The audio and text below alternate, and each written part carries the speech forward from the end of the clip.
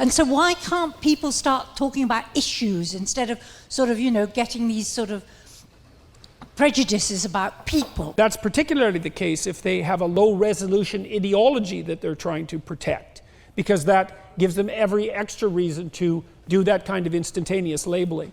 It's a very bad strategy if you're dealing with an individual one-on-one.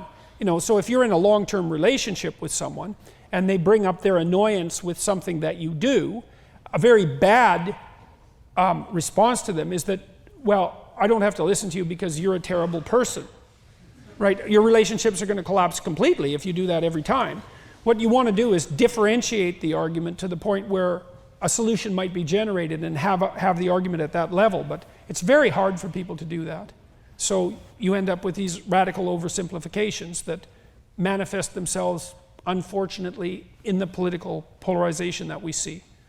We're not going to solve our problems unless we can be a little bit more open about, issues rather than sort of, immediately thinking of a prejudice to say about something. Right, which is part of the reason why I'm not a fan of political correctness.